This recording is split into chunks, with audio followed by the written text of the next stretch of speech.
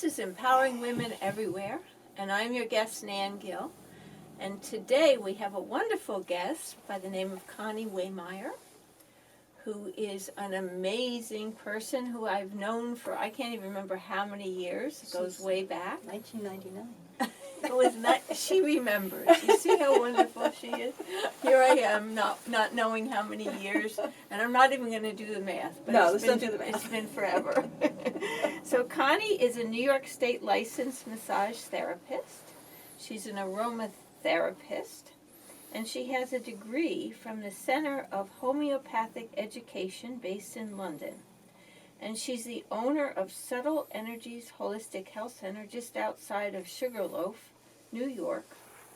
Connie, welcome. Thank you. It's great to be here. It's so wonderful to have you. Great. So you want to tell us a little bit about your business and what you do at Subtle Energies? Well, we started out doing mainly massage and aromatherapy. Okay. And when I opened, it was going to be me. My plan was it was going to be me. We all have plans. By appointment, 3 days a week. Okay. Okay. And actually what happened on opening day, there were 3 of us working there, and we've been open 6 days a week ever since. Okay. And then sometimes 7 if I'm teaching that weekend. We do a wide variety of massages. I myself specialize in cranial, sacral, and lymph drainage massage and Wait. reflexology. Don't go so fast. Tell me, what's cranial sacral? Oh, okay. Cranial sacral works with the head and the sacrum, the cranial sacral. Okay.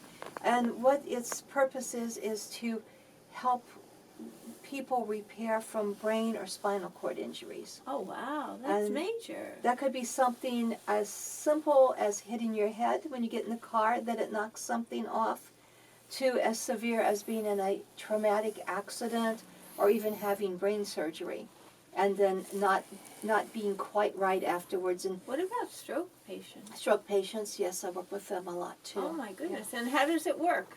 How does the cranial... It helps to balance the way the cerebral spinal fluid flows through your brain Oh, okay. and up and down your spinal cord.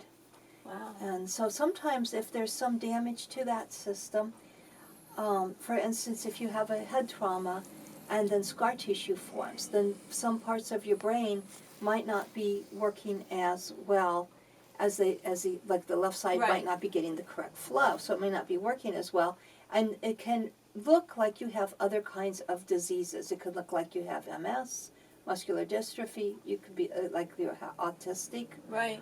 And I mean, it's not that those aren't real diseases in themselves, but sometimes just the way the part of the brain that's damaged will mimic other diseases, and we can help correct that. I use it when I'm working on children that have limp baby syndrome, for instance, to help get the blood flow and the cerebral spinal fluid flow through the brain properly. Wow. So where did you learn that?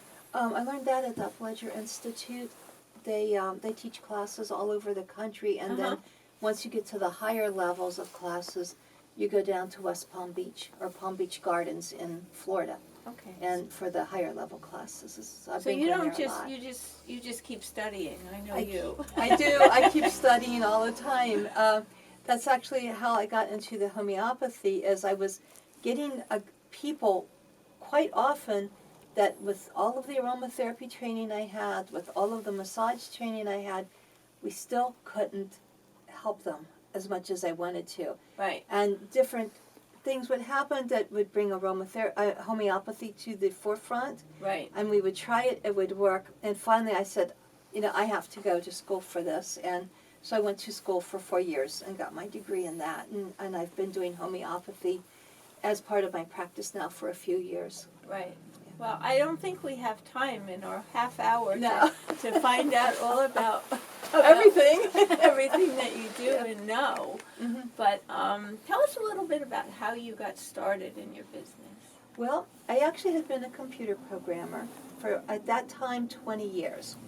And my father-in-law had Parkinson's, so I took vacation from Right. IBM, a company I worked at, and went to school for reflexology. Well, I found out I loved it.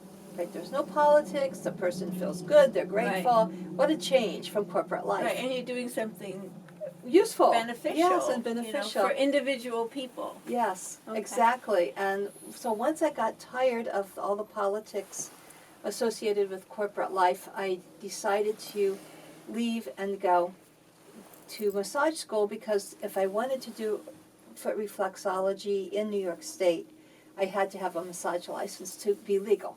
Okay. And So so it's always better to be legal. always the better to be legal. And so I made my plans. I saved up money for the year I'd be going to school and some startup time. Yeah, if you know Connie like I do, she plans everything.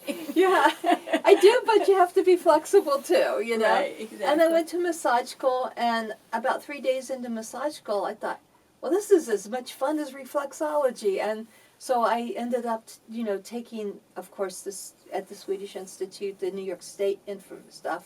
And then I found that I was really drawn to the craniosacral and the lymph drainage, and so I Right. started doing those. You did something with me years ago called Brainspeaks. Yes, that's part of advanced craniosacral work, where you actually go in and talk to cells in the brain to find Right. out what's wrong. We can do that with all parts of the body. Yeah. I still do that quite often, and I'm finding it's been very, very helpful with this epidemic we seem to be having of people that have, I forget the word, panic attacks. Panic attacks. That is almost epidemic, especially with young adults. I'm getting Really? at least a person a week. And That's- and what happens when you go in? What do you usually find? It's different things that affect them. Uh-huh. And sometimes it's a result of an accident, sometimes it's some sort of trauma, sometimes it's a loss. I had one little boy that was afraid to get on the school bus, Right. and it turned out it was because he was very little during 9/11, and his dad had watched the TV constantly, and he was afraid if he got on the school bus and went to school, when he came home, his parents would be dead. Oh my Lord. So And you were able to tell that from Brainspeaks? that's what we did, and then That's we're sending back to a amazing. psychologist, and she was able to work through it, and he got better and was able to go to school and lead a That's normal life. phenomenal. I'm Yeah. surprised more people don't go to you. I mean, it's like an epidemic. Well, I'm getting more and more of the people with that, but yeah, it does seem to be, but I realized that all of these people in that age group, like say 15 to 30, Right. they were little kids, or they have actually never lived when America wasn't under terrorist attack Oh. or terrorist threat. So they've sort of grown up in like a Yeah. perceived war zone. And they're also finding, through some of the psychological work and studies they've done, that panic attacks and stress like that, Right. post-traumatic stress, can be acquired. You don't have to actually have been in the event, but just the amount of media coverage and people being, I had no idea. yeah, Wow. it That's makes a amazing. lot of sense once you hear that. It's like, as soon as I heard it, I'm like, oh, this explains so much. So. Yeah, that's amazing. So anyway, so I use the Brainspeaks a lot for that, and sometimes just for minor things. And sometimes it really is, the problem isn't mental or emotional. It's actually a physical thing where the body has Right. stuck a memory. And that sounds weird, but like if you have someone come up and they touch you on the shoulder, Right. it might bring a really happy smile to your face because it reminds you of like your grandmother used to come up and tap you on the shoulder, or Right. it might bring fear because maybe someone grabbed you, and Right. And you were afraid you were going to get Yeah. kidnapped or Mhm. something. Yeah. So there's so much. there's so much in there. Okay, so you do cranial sacral, you do regular massage, you Mhm. do reflexology. Mm-hmm. And what's the basic for reflexology, I guess? What does that do for you? Oh, okay. Well, first it helps with overall relaxation, Okay. but you have 2,300 nerves that go through each foot that also attach to other parts of your body. Sometimes you actually have nerves also that stay in your foot, Right. but these other nerves. And what happens, like for instance, so you eat a big meal. Right. So your stomach tells your brain, oh man, this person ate like a pig. I need a lot of energy to digest all this food. Right. So the brain sends out 100% charge of electrical energy to go to the stomach to help it work. Right. Well, part of those nerves go through the foot. If you have debris in your foot, say you've been ill and your body didn't eliminate all of the toxins that Right. these cells made as they Uh-huh. died, say you had an injury to your foot. Well, as that nerve, if it affects that nerve, then maybe you only get 50% of the energy that comes to your stomach. So then you don't digest your food right. Oh, okay. Then you start having stomach aches and other problems, acid reflux. So by working on the feet, This is and amazing. it's so exciting. Every day I go to work and it's like, oh wow, what's going to happen today? It's like a new project. It is, and you never really know who the universe is going to send you to work on and what's going to be wrong with them. Right. And then you have to use like every creative thing you can think of, and sometimes that's not enough, and that's when you go take other classes. So tell me a little bit about some of the great things or the wonderful experiences you've had, or how you've helped some people amazingly. So I want to hear about some of your stories.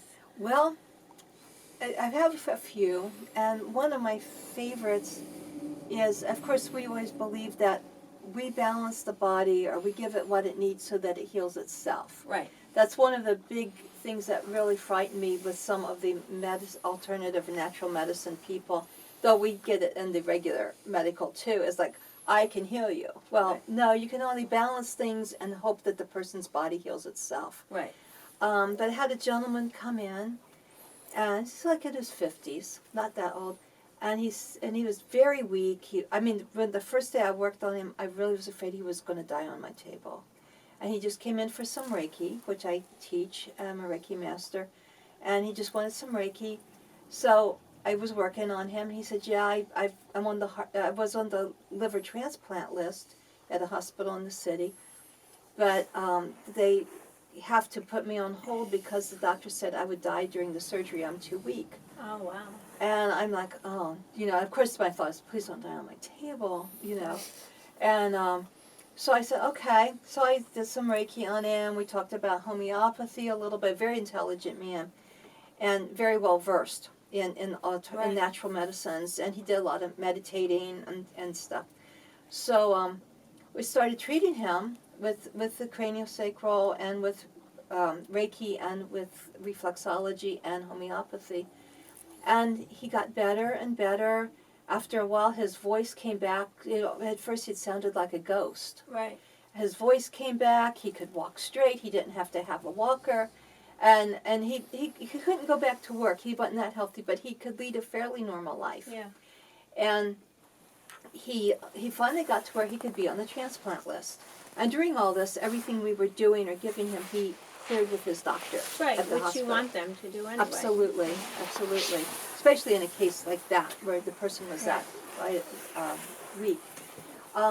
So he did eventually, from the medicines they were giving him to prepare for the transplant, he did actually get so sick from them. He became... From the medication. Yeah, and understandable.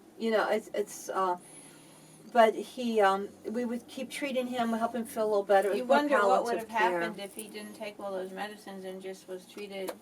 Yeah, you don't know. You don't know. He was in pretty bad shape, but he might have made it through. But he did make it 3.5 years. Right. And he got back on the transplant list. They actually called him. They had a liver that was his blood type, and he said, I just can't live with the side effects of the medicines. The medication. He goes, I'm ready to go. I've got 3 more years than you thought. And so he did pass away. And at his funeral... But it was his choice. It was his choice. Yeah. But the doctor had been really great working with him, I tell you. And but at the funeral, his wife told us, she says, well, my husband, we really appreciate you gave us all those extra years together. And I said, yeah. And she goes, well, he didn't have long to live when he first came to you. And I said, yeah, that's what he said. I said, I got the impression it was like a few months. And she goes, no, the doctors had given him 3 weeks outside. And I was like, oh, I'm glad I didn't know that at the time. But he did, and they became very good friends with us. Right. And it was really enjoyable experience. Right. Now, also, you told me about a baby that had come in. It was a little baby that had several brain surgeries in the first year of life. It had like 14 brain surgeries, I think. And it had become a limp baby, probably from all the scar tissue, I'm guessing, in the brain. And it had become a limp baby. And they had, when they pick her up, it was like picking up a stuffed toy. Right. You know, it was like, Didn't move. didn't, and so we worked on her a half hour, almost every week. Her parents were great. This is one of the things with kids. The parents have to really be supportive and bring them in, you know, on a regular basis. They brought this little baby in. Immediately, all of the other therapists, the OT, the PT, the speech therapists, all started to see minor changes, and then they got bigger and bigger. Pretty soon she could move her arms, she could move her legs. Oh my. And then one day, they had been on vacation for a week, so I hadn't seen her for 2 weeks. And her mom walked in, and she said, stand there, you got to see this. Because when the mom walked in by herself, I'm like, oh no, you know. Right. And she's, you got to see this. She opens the door, and the father's holding the little girl, she's like 2 years old at this time, holding her up, and she could motor on her own legs. She didn't have her balance yet. Oh my goodness. But she hadn't said anything but like words like tree, dog, and that made no sense to, you know. And she walked all the way into my massage table and said, please put me on the table. We were all in tears. It was so beautiful. And that little girl, I worked on her for a little bit longer, and you know, but they didn't need me that much longer. And she ended up, I guess, about 4th grade. She mainstreamed into school, and I saw them because they come in and buy the mother gift certificate every year. And apparently the only thing that's wrong is she wears very thick glasses, and if she didn't have to do gym, you know, gymnastics. And when she gets real tired, her one leg drags, a little limp. And other than that, she's leading a very normal life. To me, that was like priceless. Yes. So, anything else? Well, I have one that's a lot less dramatic, and something that's much more common. Okay. And I had a lady come in. She'd been she'd been in a car accident, was fairly serious, and she broke her arm in several places. And after several months of PT, this was like several months, not just 6 weeks. How did she break her arm? She was in a car accident, and the bag Yeah. broke her arm in like 7 places. And she could come in, and she could only move her arm about an inch or two away, like, you know, from her body. She couldn't even, like, she'd have to have help getting her clothes on and stuff. And after one session of doing a special cranial sacral technique that you also use on other parts of the body, we were able to loosen the muscles that were really deep. Right. And she walked out of the session able to raise her arm over her head. Oh my goodness. So, and we've been friends ever since. It's amazing. Yeah. I don't blame her. Yeah. So, what are the biggest challenges that you face? Well, some of the biggest ones are people who are on a lot of medications. Right. Sometimes it makes them not be able to feel things properly, and they want you to like work so deep that it would be damaging to them. And trying to explain that to them, or people who, at the first sign of the minorest thing, run to the doctor for medication, because then anything that we might want to do is colored by that. Right. Yeah, and masked by that. The second is, and this just has been happening recently in homeopathy. I got an email from someone that showed, and it said, homeopathy is now a $1 billion business in America. Well, you know, 5 or 10 years ago, nobody even heard of it, you know. Right. And Well, it works. Well, it does work, and it's taking, the whole key is in the title, right? $1 billion. Right. So now some of the FDA and the powers that be and some of our like pharmaceutical and other industries want to have it outlawed until they can prove that it's safe, even though it's been safe for 250 years. No one's died from it. Yeah. Well, they want to interfere with what you're doing? Well, because you're hitting them in the pocketbook. Yeah. And so, and this happens a lot, you know, for a while, there was ear candling, one of the people does at my place, but I don't do that. But like ear candling, all of a sudden it became, oh, this could be dangerous, or this, that.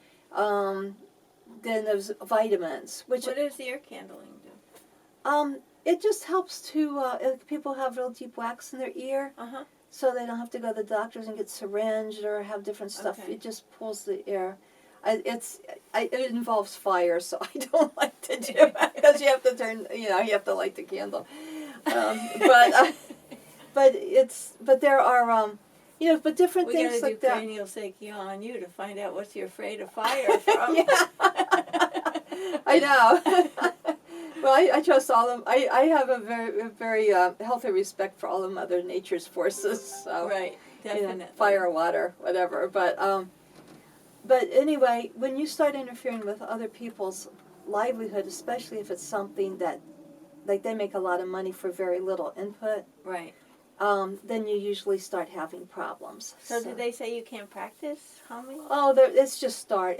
The thing is starting. just starting where they're trying to stop it. I mean, they do this in England all the time. When the budget for their whole homeopathic things, which is part of their insurance their system, health insurance, right? Is equal to how much they pay. That the health insurance system pays for one medication. Right. For the year for people is one medication, not counting all the doctors and the nurses and the surgeries. Right. The one medication is equal to the whole homeopathic budget, and the homeopathic people are really helping people all the time. Yeah. So not that it does everything, and not that what we do does everything. No, and you don't tell them not to go to the doctor. Absolutely you not. work with the doctor. Yeah, because a lot of times there are issues. I mean, like we worked with this doctor down at that big hospital in the city on my friend, with a liver problem. Right. We said, this is the homeopathic we're giving him. This is why. Blah blah blah. Yeah, and then you checked with him to make sure that it was okay with what they were doing. Yeah. Right? Yeah. And that it didn't interfere. The only time something like that, and even the aromatherapy and the massage interferes, is sometimes if a person is on a medication and they start getting better, like say they're on insulin, and you're starting to work on them and they start getting better and they don't need as much, they have to, everyone's got to be on board so that the person's medication can change as needed. Right. Not needed. Or as not needed, yes, as not needed. And that's what we work for. And like I say, what we do doesn't handle 100% of everything, but it can handle a lot more than what people realize. Right. Yeah. So what are some of the products that you offer? Well, I do all my own design for my aromatherapy products, and we make them on site. Okay. And so I brought some today, conveniently. So we have two different labels. One, we were planning on doing a girls line, like to sell at like the colleges and stuff. Right. And so we ended up with two different kinds of labels. So this is our girly label, but all the products come with both labels. This is the energy clearing. Okay. And a lot of people like to use it for, they had somebody over at their house, or they're at work and somebody like really nasty comes in their office. They can spread the energy clearing. And we get a lot of good reports on that. The others are Happy Mist. Okay. And I actually developed that I started developing it for some little kids who had anger issues. Uh-huh. And I thought, well, I can't put like anger as a name, since it made them happy. I named it Happy Mist. Okay. I'm very So if you're angry, it makes you happy. Yeah, exactly. It sounds good. So I might want a case of that. Okay. This one is Home Sweet Home, and this was one of my first ones that I developed, when I first started. And my sister has two sons, 7 years apart. One was away at college, and all three of them, it didn't get along well, And he was coming home from college, and she says, "Do you have any of that aromatherapy? You might try." I said, "Well, let me think." So I made this up, sent it to her for Thanksgiving weekend. Oh, which is the weekend she really needed. Yes, and she sprayed it, and she called me Sunday night and said, "He's coming. He had such a good time. He's coming back home for 2 weeks at Christmas. Can you send me 2 more bottles?" And so I figure if it would help that That would help about, situation, it yeah, works. it works. Okay. And then the last one I brought with me is Prosperity Mist, which I'm going Oh. to give to you. Okay. And this, I actually developed this sort of as a lark. I was taking like a class on witchcraft, it was like so weird. It was fun. It was fun because it really isn't what people thought, But at the end we had to come up with something, like a little spell. And so I made a prosperity mist, and almost everyone in that class owned their own businesses, and they all got a sub of it, and they all used it, and none of them went out of business until they were ready to retire. Wow. So that made me feel pretty good. And the first person, it has working proof. yeah, and the first lady who bought some, that afternoon she had lunch with her dad, and he had never given her any money before because he didn't like her husband, and he gave her a check for $1,000. And so I thought, well, I got to really sell this. Spray that right now. So here's for you. I'm gonna spray it right now. Do go right in. And then we do sell a lot of creams. A lot of my business actually is personalized. I'm A lot of our business is personalized. Like I'll make perfume for weddings. Thank you. It's got a lot of basil and it's a nice uplifting and stuff. I already feel rich. Oh, great! That's a good sign. And then I have like an aches and pains cream, which is sort of for like arthritis, and then a super pain relief for people that have like other kinds of pain stuff, like a nerve pain. So those are our main products. Though we do sell a lot of other things. Very good, very good. So I've learned a lot. Great. What I want to ask you is, do you have any advice or suggestions? Because you were working for IBM. You decided you didn't like the politics and you wanted to do something on your own, and that's how you started your business, which is very successful. Do you have any advice maybe for some of the women or men that are listening that may want some information on how to get started in their own business? Yeah, I do. I really love helping people start their own business. First off, like after I decided to open mine, I still worked 2.5 years at IBM. So because you don't want to just stop everything and start a business. Yeah, you need a transition period. You do. Yeah. You really do. And that's why so many businesses go out of business in the first couple of years. Right. Because they haven't allowed for that. And also, if you're not working at a regular job getting your income, then you're working in desperation, which is never good. And it comes across to your clients. Do something that would be your hobby if you weren't doing it. Right. Because if you don't love it with a passion and want to do it, if you're just doing it for the money, it's not going to work. And it's not fun. It's not fun. And then you might as well have stayed in a corporate life or something else because you're not having fun. Right. So, okay. Well, thank you so much. Thank you. And we're very excited. And give us your website one more time. Okay, it's Subtle Energies Health, all one long word. Subtle is spelled S-U-B-T-L-E. And energies plural, E-N-E-R-G-I-E-S, health.com. Okay. Very good. Thanks so much. Thank you so much for coming, and thank you all for tuning in. And we make a program that's designed with women in mind and for men who love their women. So join us. Thank you. Thank you.